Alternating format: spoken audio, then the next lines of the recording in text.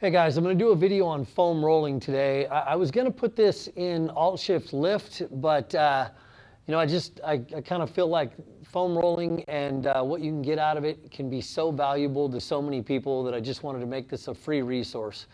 So it'll work great with alt shift lift, but even if you're not exercising, there's huge benefits in this stuff for you.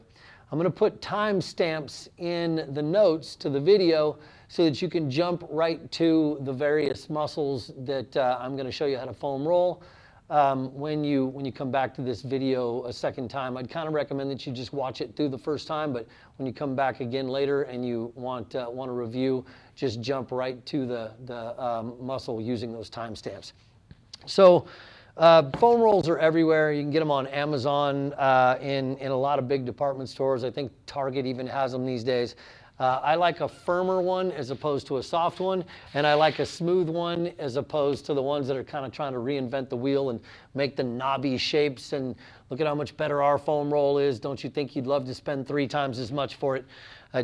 These actual foam ones that are just nice and hard, I've always felt like they work great. So we're going to start with the IT band, which is the outside of the thigh. And when we think about rolling that IT band, we want to kind of think about exploring this whole area from the side of the leg kind of towards the front a little bit, just a few degrees in a tilt of the hips, and I'll show you what I mean in a second. But you're not really going to feel a lot as you go around towards the back in this particular position. So what I'm going to do is I'm going to lay this sideways. I'm just going to throw my hip right on it. So my hip is on it, my bottom leg goes straight, my top leg comes up here for support, and then I'm going to go down on this elbow. So I'm not going to stay up here.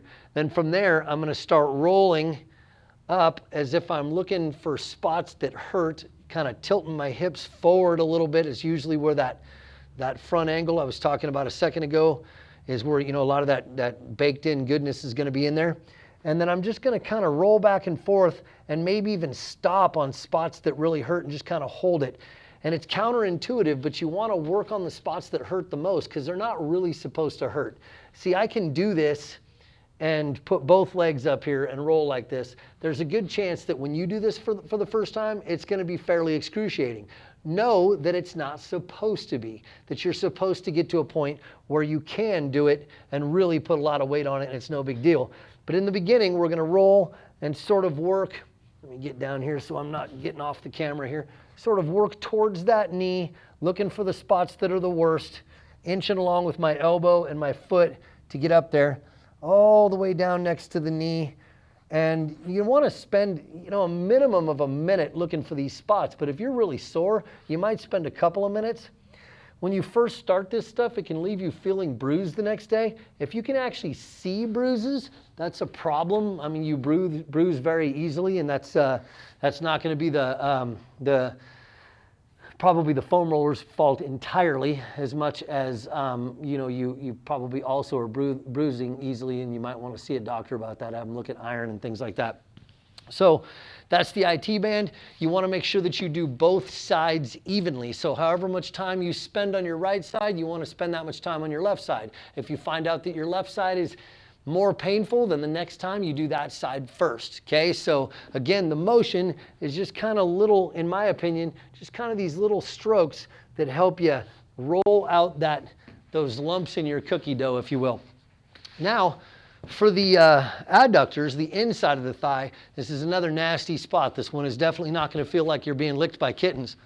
You're going to get down, I'm trying to figure out the best angle here. You're going to get down on your stomach, and you're going to lay this foam roll next to you and angle it out a bit, and then you're going to throw your leg over the foam roll without tilting your hips towards it. Okay, so I'm not facing it. I'm throwing my hip or my leg over it, keeping my hips relatively square to the floor, and I'm putting it just inside the knee. Now I'm going to straighten my leg enough to kind of turn my toe towards the floor. And for a lot of you, this is already going to just be awful. And then from there, I'm going to start working up the leg, and I'm going to slide towards that foam roll, working up towards the leg. Scoot over a little bit, working up towards working up the leg towards the inside of that thigh. Oftentimes when you get up close to the inside of the thigh here, close to the hip, there won't be that much. Some of you might be pretty tender there. but otherwise down around that knee, this one is awful for a lot of people. I've seen clients start out and pretty much get tears in their eyes immediately as soon as they get into that position. Again, both sides, spend at least a minute on each side, really rolling those spots out. This stuff, as you consistently do it, you know, day after day, if it's really bad for you, do it every day. Otherwise, you could just do it, say, maybe after your workouts. But if you got a lot of pain when you do this stuff, I'd highly recommend that you do it more often, and it should get easier over time. It should, over a course of a month or so, be easier on you. So from there, we're going to move to the glutes. And for the glutes, I'm simply going to sit down on the foam roll. I'm going to cross my leg, but notice that I'm keeping this leg bent, okay? This is going to be a flexibility issue for some people, but I didn't go and drop that leg down. I left this leg as bent as I can leave it because I need to open up this hip. So I keep that leg bent, I cross my leg, even if you're up here a bit, and then I'm going to put this hand, the hand on the side that I've got up, on the side that I'm going to be rolling. I'm going to put this hand down and tilt my hips up at about a 45-degree angle, and you should pretty much immediately feel where you're supposed to be working. So you're just going to work from the back of the top of the hip there down to the bottom of your glute where the femur meets the hip. Right in there, and you can kind of do some informed hunting and tilt your hips back and forth and look for the spots that really suck and make you curse my name. You do both sides again and make those match and spend at least a minute rolling both of those out. The other one, and this one is usually going to be easier for most people, is the quads. And it still can be pretty miserable, but the reason why, if it's going to be easier, the reason why it will be is because you're going to be distributing your weight of the weight of your body across both thighs instead of just one. So there'll be a bigger surface area on this that's bearing your load. So I'm just going to put that foam roll right above my knees, go down on my elbows, and I like to kind of turn my heels out slightly. So start out with your legs really close together and then turn my heels out slightly so we get more into those quad muscles and work through those. Trying to find, there's a tight spot for me. I'm going to work on that just a little bit and try to find those spots that are more stuck together, more of the fascia stuck together. This is called self-myofascial release, and the idea is to get the fascia around your muscles to slide and glide again. And then from there, the last one that I really like with the foam roll is the lats, and it's, again, pretty horrifying. I'm going to lay down. I'm going to put my armpit right on that foam roll, like literally right where I apply my deodorant, arm up above my head, and I'm going to rotate out just a little bit, and then I'm going to roll a couple inches down and a couple inches up the arm. Not very much, just right through there. And it's basically you're going to be rolling right on the side of your scapula there, right in there where the lat comes up, and then your shoulder blade is sliding around on the top of everything. That nastiness right in there where if you dig your finger into that spot in the back of your armpit, it's pretty painful.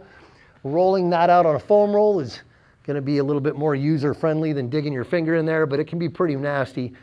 And when you've done both sides of those, you've done pretty much everything you need to do with a foam roll. Now you can add calves as well.